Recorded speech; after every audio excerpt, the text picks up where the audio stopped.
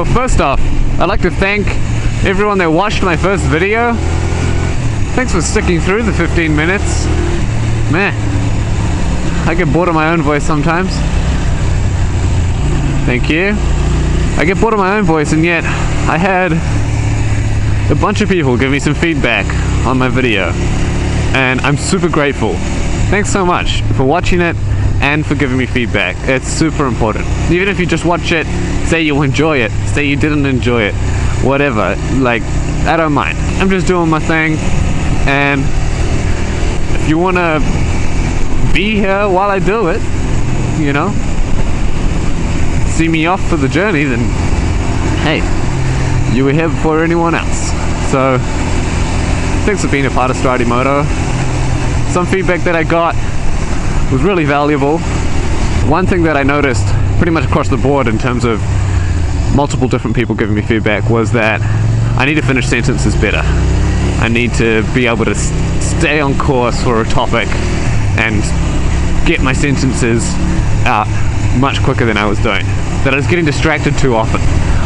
I don't know if it's totally distraction, I think it's just more hesitation. I am trying to focus on the road as well as talking, and I definitely think I prioritize the road a bit more, and maybe in time I'll be able to more efficiently focus on both. Focus on talking, stringing words together, finishing a sentence without sacrificing my safety out here on the road, because as you guys know, it's pretty hectic out here sometimes, pretty dangerous for a motorcycle rider especially. Cars pose a common threat. I'll keep that in mind for my future videos from now on, and hopefully in the future I'll be able to talk more efficiently without sacrificing that safety. I had no idea there was a petrol station here. For those that maybe want to know a bit more about me, I guess, about who Stratimoto is, I'm studying at Victoria University in Wellington, and I'm doing a Bachelor of Arts. My discipline is philosophy and classics. So I've mainly focused on Greek social history. That's been the main focus of my studies in classical studies. In philosophy, I've mainly been focusing on ethics and all those issues pertaining to ethics. So bioethics. Have also been doing a bit of international ethics now, or political philosophy, talking about war, just war theory, humanitarian intervention, world poverty, egalitarianism, all those concepts. If you want to hear me talk more about those concepts, based on my limited knowledge of the topic, I am passionate about philosophy and about classics, and a bit. So I'm happy to talk about it, but I just am conscious that most of the stuff I'm doing in philosophy, because it's ethics, because it's talking about how we should treat people, it's mostly to do with some pretty dark concepts. Not necessarily dark, and it's not dark to everyone, but could be seen as dark to many people. I think a proper term would be heavy. Some of the stuff is pretty heavy, and war is definitely heavy. And of course, along with studying war, you get war crimes, you get genocide, you have to understand people going to war for selfish reasons, and economical gain is a factor that plays in the international community. So stuff like that is definitely heavy, but in terms of bioethics, it's sometimes ghastly, the stuff that we're learning about. Cannibalism. There was a famous story, a true story of a man in Germany who posted on a forum asking if anyone would be interested in joining him for a meal. The meal being the guest. So he was the host of this dinner party of sorts, late night drinks with the boys, and the main course was whoever turned up. He wasn't a criminal, like beforehand, he didn't have like criminal tendencies. He would often get people on these forums. The forums were specifically made for people that had similar interests, aka auto-cannibalism and also just cannibalism. And he had a few people indicating their interest to partake in this event, understanding that they would probably die from it. And many of them backed out. And he was very diligent in recording every single thing. Let's just let this car in. He had no desire to take advantage of someone in the sense of, no problem, minivan, you're welcome. He had no desire in taking advantage of someone or, committing a homicide. So sometimes he would even get as far as having people come to his house, which was the designated location to have this meal, and they would back out at that point, and he would let them leave. He would let them walk away.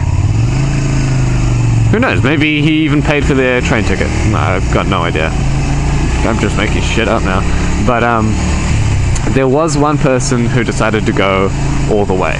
This person arrived at his house and everything was filmed, and they introduced each other, they spoke and got to know each other, and then they took part in drinking schnapps and stuff like this.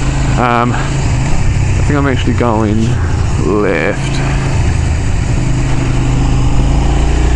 The alcohol was not only employed for its function as a social lubricant, but also as a way of numbing the senses, so that the participant, or victim, depending on how you look at it really,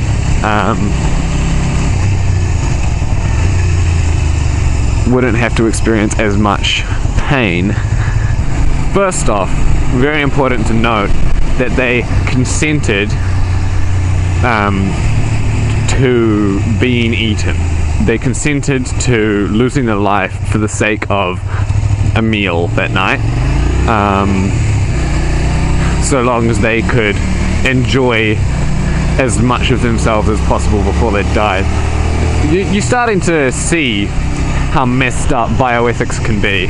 And it's situations like these, because obviously this went to court eventually, and our courts are advised by contemporary philosophy. Our courts and our legal systems are not in as of themselves our morality systems or our social systems. Our morality should dictate what our laws commit to, not the other way around. So you shouldn't do something just because it's legal. Hopefully, you should be doing that thing because it's the right thing to do, and hopefully that thing is legal because it's the right thing to do. And if it's the wrong thing to do, then it's illegal. So, very important distinction to know that morality does not equal legality, vice versa. And so, of course, this situation went to court in Germany, and it was a mess. About it. Is it kink shaming if we say that this was a messed up thing to do? Because people, grown adults, do many what might be considered messed up or crazy shit in their bedroom under the guise of consent. They're consenting to have this done to them, the partner is consenting to be a part of it, and both parties are fully aware of the consequences. And usually, in most situations, you would set up a safety net of sorts, usually in the form of, a safe word, where someone would be able to say this specific word, and it has to be separate to a word that they might use in everyday parlance, and separate to a word that might even indicate their desire to stop whatever activity they might be doing, because an indication of that desire to stop might be the kink. Participating in an activity with someone while they appear to be or demonstrate their desire to no longer be a part of it might be the kink itself, and this person might know it exactly themselves as well. It's kind of like how people work out so hard at the gym they're pumping them irons to the point of pain. You wouldn't usually, under most situations, desire to be in pain. Yet, in some situations, there are circumstances where the pain is considered good. This is what my flatmate always talks about, good pain that their legs feel after a session of Zumba or what have you. Also, the good pain of spice, for example, are crazy interesting dilemmas. There's a moral framework, probably the most popular of moral frameworks, known as utilitarianism. And utilitarianism holds that the right action is one that promotes the greatest good overall for the greatest number, and you judge that by looking at the consequences of that action, right? That's a utilitarianism in a nutshell, but people have focused on that word, good. What does good mean? What does it look like in the world? And how do we achieve good? Because many people, originally utilitarianism was interpreted as holding good to simply be pleasure or happiness. Many people saw this as superficial. Obviously, if you consider many addictions, for example, they promote intense happiness or pleasure, but it's not in promotion of their long-term health. Okay, I'm just going to park here, and I'll continue this conversation soon.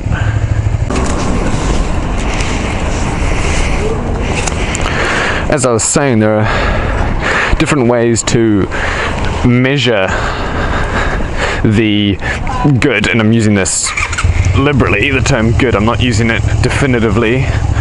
The good consequences of an action. And people largely disagree. I'm saying, of course, people also largely agree. The world is not full of disagreement and strife. The world is also full of harmony. But we're talking about philosophy here, so one side goes for the pleasure, happiness, what have you, metric that I mentioned earlier, known as hedonism or hedonistic philosophy, hedonistic utilitarianism. It's a dirty word, hedonism, generally. You might be thinking of a half goat man playing with his pipes, naked, partaking of an orgy, etc., when you think of hedonism. Or you might think of a Roman god indulging themselves in 15 caskets of wine. There are many facets and many conditions that play under the pleasure status, the pleasure or happiness metric of hedonistic utilitarianism. Then there's a second, I'm not claiming that there are only two, but there's a second equally influential school of utilitarian philosophy that claims the proper way to measure the good consequences of an action is with how many preferences have been satisfied in those consequences. You could have stopped, bro. You just... Oh no, it's all good. You got a green arrow. You're fine. I was gonna go all pew pew, get the cop on his ass, but nah, he's good, he's good. Preference satisfactionism claims that the right action is one that promotes the most amount of preferences being satisfied. So if someone has a preference to, you know, maybe they've got a preference to experience more pleasure overall, then that would be encompassing within preference satisfactionism. Hedonistic utilitarianism could be a subsection of preference satisfactionism if you looked at it, but preference satisfactionism also addresses many dilemmas that hedonistic utilitarianism has. If you consider a problem relationship where one partner... I got a nod from that biker. Woo! Baby! Where one half of the relationship is not being faithful. They're actually cheating behind the back of the other partner.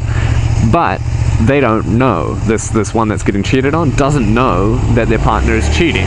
And as far as I'm concerned, as far as they are concerned, there is no tangible difference between...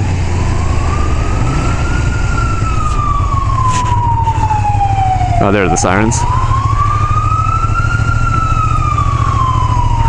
Spinning my head around trying to figure out where it is.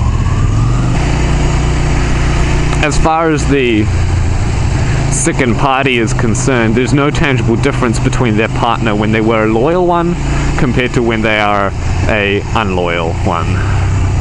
Disloyal? Who knows?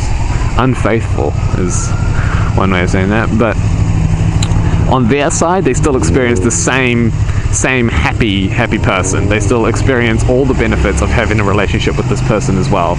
They don't experience any of the negativity that might come realistically with a cheating partner, the cold shoulder or the uncaring attitude that might occur if they were cheating.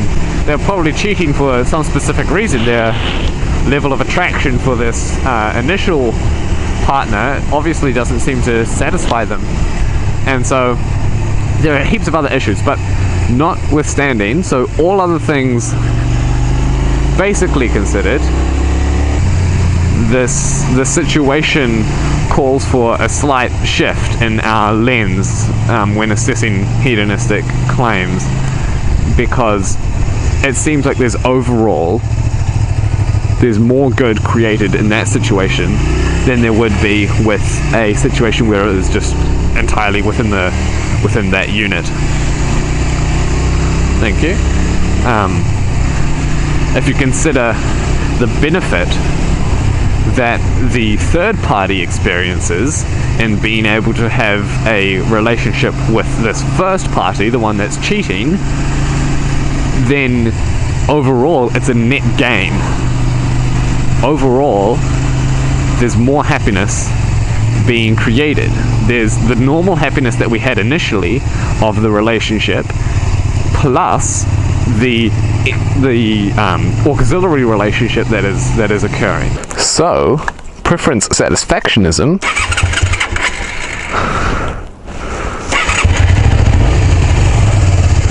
accounts for that kind of situation.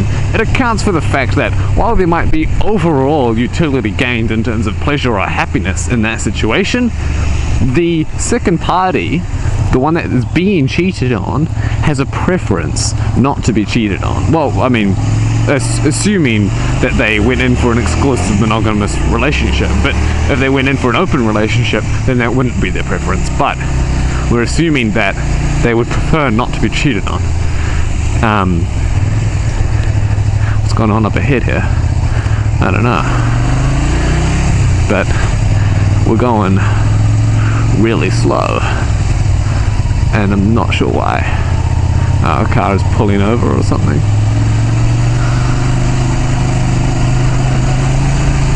Do they know how to drive? What are they?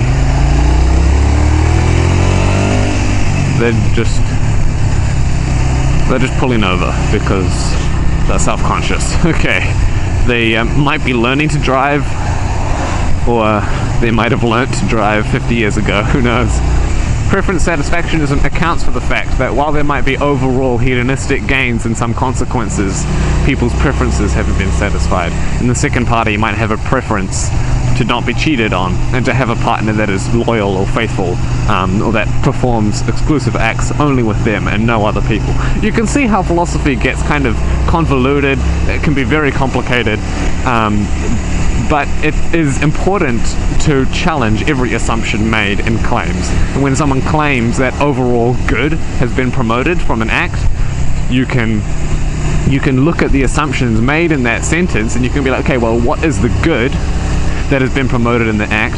And when we say act, are we talking about the consequences, the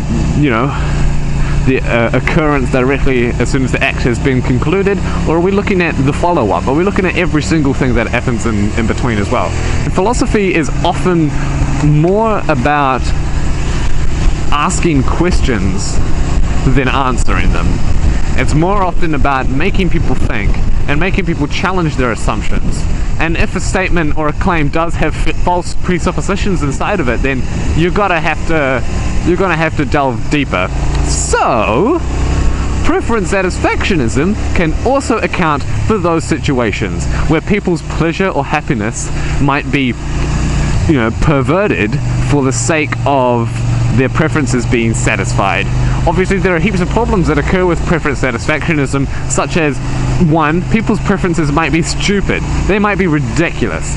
Their preferences might be that I wish to have 4,372 hairs on my chest by the time I'm 26. I prefer that. I would greatly please the heavens, all things holy, the celestial bodies, whatever. I would prefer by the time I'm 30 to have exactly 229,467 hairs on my head. Now that obviously seems like a ridiculous proposition, and it seems like a stupid preference, and yeah, people can get into that. I'm not going to get into that right now, but people's preferences can also be kind of ridiculous in another way. Maybe not ridiculous. Ridiculous isn't a term. The first case, that seems ridiculous, right? But people have definitely answered that and have written papers on it. Another issue that preference satisfactionism appears on the surface to have, that many people might seem as unintuitive, is that people's preferences could, as I mentioned, be put above their own pleasure or well-being, even in some situations. If I prefer to have my arm chopped off, for example, or if I prefer, I mean, it's not like I would just prefer to have my arm chopped off for no reason. Maybe I have a desire to lose limbs with my loved one, or I have a desire to lose limbs on a beach, and that is just like fulfilling my fantasy, man. That's just like the dream, to be on a beach with my loved one. We're painting the coast, and there in the forefront of the painting, this expressionist painting, you didn't even check, but that's cool. There in the forefront of this expressionist painting, this marvel of a piece of art, the holy grail that my life has been searching for. I just turned on my high beams. That culmination in every ounce of energy in my body that I've committed myself to over my entire lifetime. There I am. Stratimoto. Without any legs. Seems stupid, right? And in this case, it was very real. This person consensually decided consciously, before they had consumed any alcohol, that they were going to be killed and eaten. Eaten, preferably, as much as possible before they were killed. The killing would only occur as a result of the eating, not the other way around. And so this was a huge issue for the German courts, because what once was considered an act to remain between two consenting individuals suddenly cost the life of one consenting individual. They both chopped off, this is gross, but they both removed portions of his body and cooked it and ate it. I hear his, member was quite rubbery and it required a lot of salt. So this is the kind of stuff that philosophers talk about. Initially, I'm sure you're wondering, what happened to the guy? You know, what did the German courts decide? Saddleback. I think, is this where I'm going? Wow, these houses are smoking. So this is like a private estate. Wow, holy moly. It goes on forever. Identical houses. So it was only after the second trial that this person got sentenced to, I believe, it was either 18 years or life imprisonment. Which really shows how muddy the waters can be sometimes when it comes to these kind of problems. And of course, the situation showed how dark philosophy can sometimes be. It all came down to preference satisfactionism conflicting with many other widely held social beliefs, such as perhaps the sanctity of life is one, maybe becoming slightly more old-fashioned nowadays, but that could be definitely an arguing point as to why we consider this situation so abhorrent. It could have also have been the limits of consent would be a huge thing to talk about in relation to this trial. Maybe many of you didn't want to know about it, and it's not all so gross, trust me. And many of the situations and the issues that we talk about aren't outliers like that. The situation, I think his name was Armin Meiwes? I can't remember exactly, but it's definitely an outlier case. While they are important, it's also crucial to understand what normality looks like. And we can make claims on how to treat people in generally based on normal outcomes. Of course, you've got to understand the doctrine of double effect. We can definitely make claims based on what a normal person is like. And that is another huge debate that has been raging on since the pre-Socratics and nowadays. Of course, Plato, Aristotle, famous figures all claiming to have the formula. They understood it, they cracked it, guys. We've got what a person is. But that's a debate for another time, understanding essentialism versus functionalism, or simple features of what a human might be, or what a person might be, versus essential features of what they are be. An analogy is fridge. A fridge might be white, and most fridges actually are white, which is interesting. Whiteware, that name doesn't come from nowhere. But a fridge being white is not an essential feature of it being a fridge. It is simply a accidental or coincidental feature. An essential feature of a fridge is its refrigeration technology. Its ability to cool objects and keep them cool. That's a fridge. If it doesn't do that, then it's not a fridge. If it heats them up, then it's an oven. If it does none of the above, then it's a paperweight or a massive waste of space. Or a closet. That's a debate for another time. So thanks so much for watching again. To those 5 people that watched my first video, mwah, I love you. And please, any suggestions, any ideas of anything you want me to talk about, chuck them down below.